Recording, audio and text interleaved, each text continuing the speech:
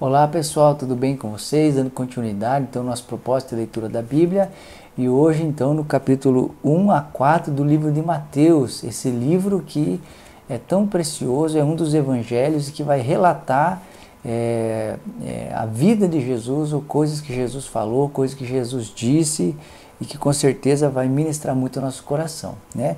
O livro de Mateus ele foi escrito especialmente para o povo judeu, ele tem como objetivo de mostrar que Jesus era o Messias e ele também vai, se é que eu posso assim, focar mais naquilo que Jesus disse do que naquilo que Jesus fez. Então você vai perceber muitos sermões, né, de Jesus no livro de Mateus.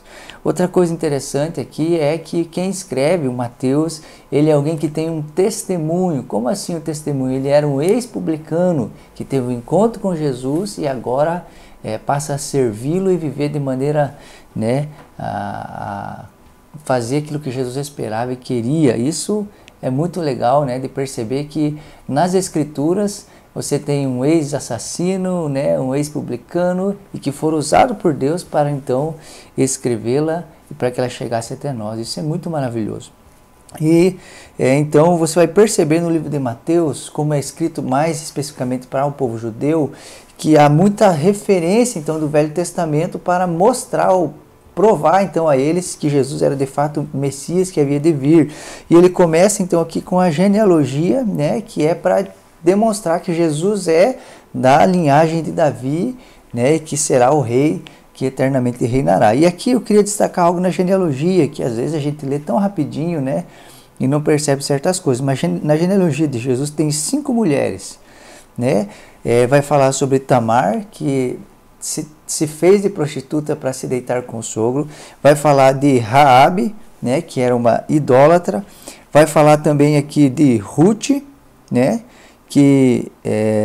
a Raabe, que era uma prostituta, a Ruth, que era uma idólatra, e também vai falar aqui da Betseba, cuja mãe tinha sido mulher de Urias, que é a Betseba que foi abusada, de certa forma assim, por Davi. E a outra mulher que vai citar aqui é Maria, que era uma mulher santa, uma mulher de Deus, mas que estava com a sua imagem manchada. Por que com a sua imagem manchada? Porque como as pessoas entenderiam uma gravidez gerada pelo Espírito. Então, olha que interessante. É o quadro de uma família que tinha tudo para dar errado. É o quadro de uma descendência que tinha pessoas dos mais tipos de maneira, ou viviam de maneira, talvez, que eu e você olharíamos e falar, puxa vida, pode vir alguma coisa boa daqui, mas de pessoas assim, ou de mulheres, às vezes com fama errada e complicada, nasce o Messias. Isso precisa ministrar o nosso coração, porque de que família que você veio? Quem são os seus familiares? Quem são as pessoas que vieram antes de você? Independente de quem foram, Deus pode fazer algo maravilhoso, mesmo num quadro tão crítico e complicado. Outra coisa que eu queria dizer, enobrecer, é como o Evangelho, ele enobrece as mulheres, como o Evangelho dá voz, dá valor e dá expressão às mulheres. Nos tempos bíblicos, as mulheres não eram nem citadas, e na genealogia de Jesus Cristo, então, é citado o nome delas. Isso é maravilhoso. No capítulo 2, aqui, eu queria destacar, então, aqui a visita dos magos, Eles ouvem, então, se é que eu posso dizer assim, o anúncio, do rei dos judeus que haveria de nascer, Alguns teólogos acreditam que eles vieram guiados por essa estrela e que eles ouviram isso de Daniel, ou sabiam isso de Daniel, porque havia, então, na Babilônia, os magos, que entendiam dos tempos, das estações, e eles vêm, e é algo que eu queria destacar aqui, é que eles não apenas vêm aqui para conhecer, eles vêm para adorá-lo. O que é isso? É um reconhecimento de quem era esse menino, é um reconhecimento de que Jesus é Deus. E isso é interessante, por quê? Porque as pessoas próximas de Jesus, ali, os próprios judeus não reconheceram a divindade de Cristo, mas há pessoas que vieram de tão longe e entenderam que ele era Deus entre os homens, E isso precisa ministrar o nosso coração, por quê?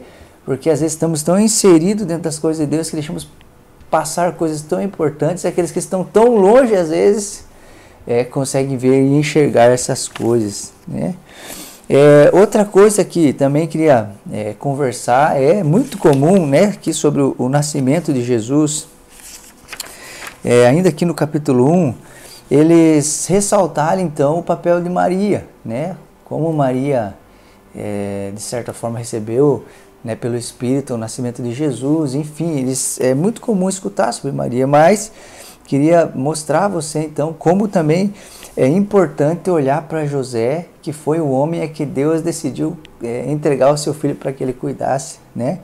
José era um homem justo, a Bíblia diz que ele, sendo justo, não queria, né, fazer escândalo, se é que eu posso dizer assim. José foi misericordioso. Por que misericordioso? Porque em outro quadro Maria seria apedrejada, mas ele vê de todas as maneiras, de uma maneira que ela não fosse prejudicada. Ele não age por impulso. Por quê? Porque ele começa a pensar sobre o que faria, né, com toda essa situação. Ele também é alguém que ouvia Deus, né, ele tem um sonho, né, Deus fala com ele através de sonhos, e a Bíblia vai dizer também que ele então obedece aquilo que Deus disse a ele para fazer. Olha que coisa maravilhosa. Se tem um exemplo de homem que eu e você temos que ser, é José. Isso é muito importante, porque nos dias de hoje, talvez olharmos para José, né, e entender, talvez seja assim que Deus quer que eu seja o homem da minha casa, né, esse pulso firme da minha casa. Esses requisitos não podem faltar, né? No capítulo 3 aqui, então ele começa agora a falar de um outro homem que também é maravilhoso e que tem muito a nos ensinar, que é João Batista, né? Naqueles dias surgiu João Batista pregando no deserto da Judéia, e ele dizia: arrependam-se, pois o reino dos céus está próximo. Este é aquele que foi anunciado pelo profeta Isaías. Primeira coisa que eu queria destacar então sobre João Batista é que João Batista foi anunciado, ele foi profetizado que viria muito antes de nascer. Muito antes dele nascer já havia coisas nas Escrituras que falavam a seu respeito, e quando ele se deparou com as Escrituras, ele se achou nelas e entendeu: eu sou esse homem. Olha que coisa mais maravilhosa. E se eu e você entendermos que nas Escrituras, na Palavra de Deus, tem coisas ditas a nosso respeito e que nós temos que entendê-las e compreendê-las e viver e andar por elas. Tire a Bíblia de mim e de você, as Escrituras de mim e de você, e como vamos viver? Para onde vamos ir? Se é ela que nos dá direção e orientação sobre quem Deus quer que nós venhamos a ser. Outra coisa aqui no versículo 4 diz assim: as roupas de João eram feitas de pelo de camelo, e ele usava um cinto de couro na cintura. O seu alimento era gafanhoto e mel silvestre. Olha que interessante. Ele se alimentava de mel, comia mel. E você sabia que a abelhinha, ela tem em média 3 anos de vida? Então, ou seja, nos seus 3 anos de vida, ela se dedica para fazer o mel, se dedicava para fazer o mel. João Batista só tinha o trabalho de chegar e comer. E o que eu estou querendo dizer com isso? Há muitas pessoas que se dedicaram, que no seu pouco tempo de vida, né, deram a sua vida para que a Bíblia, a Palavra de Deus, chegasse até nós, e o nosso trabalho, o nosso papel é só comer, só se alimentar. Outra coisa é sobre a mensagem de João Batista. Ele dizia: arrependam-se, né? Esse era o enfoque da mensagem de João Batista, e também vai ser a de Jesus. E o que é se arrepender? Tem a ver com metanoia, mudança de mente, pensar de outra maneira. Sim, tem a ver com metanoia, mudança de mente, mas algo interessante é que a palavra metanoia era usada na guerra. Então eles estavam indo para a guerra, marchando, e aí alguém dizia assim: metanoia. Então eles davam meia volta, eles estavam indo para lá, eles viravam para cá. E o que isso quer nos dizer? Quer nos dizer que não basta apenas uma pessoa, por exemplo, que roubava, deixar de roubar. Não, isso não é metanoia, isso é parar de pecar. E metanoia não tem a ver simplesmente com parar de pecar, tem a ver com dar a volta. É aquele que roubava, além de não mais roubar, agora ele passa a ser generoso. Ele passa a dar, ele passa agora a repartir o que tem. Isso é arrependimento, isso é metanoia. Outra coisa aqui também que queria destacar, né, aqui agora no versículo 13 fala sobre o batismo de Jesus, e é algo também impressionante. Aqui tem uma manifestação da Trindade, que é uma voz do céu dizendo: esse é meu filho amado em quem tenho prazer. Logo em seguida o Espírito Santo pousa sobre Jesus como uma pomba, e o próprio Filho está ali, né? Então é uma manifestação da Trindade. Mas o que mais me chama a atenção aqui nesse pedaço é o finalzinho que diz assim: esse é o meu filho amado de quem me agrado. Algumas dizem quem tem o prazer. E a pergunta para você é: o que Jesus tinha feito de tão especial até aqui? Jesus não havia ressuscitado ninguém, Jesus não havia curado ninguém, Jesus não havia feito nada que a gente olha e fala, uau, nossa, como ele é poderoso, que legal essas. Não, Jesus não havia feito nada. E sabe que isso me ensina? Que o amor de Deus não é baseado no que nós fazemos. O amor de Deus é baseado em quem Ele é. E Ele é amor, por isso Ele ama. O amor de Deus não é baseado na minha performance. Deus me ama se eu fizer e Deus me ama se eu não fizer. Mas é possível ser amado por Deus e não ser um filho que lhe agrada. E isso é o que mais me chamou a atenção. É possível, porque todos somos amados por Deus de igual maneira, de igual forma. Mas a grande verdade é que nem todos nós estamos agradando a Deus ou vivendo como Ele quer que a gente viva, ou fazendo o que Ele quer que a gente faça. É possível ser amado por Deus e não estar agradando a Deus. No capítulo 4, então, tem a famosa então tentação de Jesus, e a primeira coisa que ele destacar é que após Jesus, né, escutar, esse é meu filho amado em quem tenho prazer, o Espírito Santo o conduziu ao deserto para ser tentado pelo diabo. Se Deus não poupou o seu próprio Filho Jesus Cristo, você acha que Ele nos pouparia de passar certas coisas?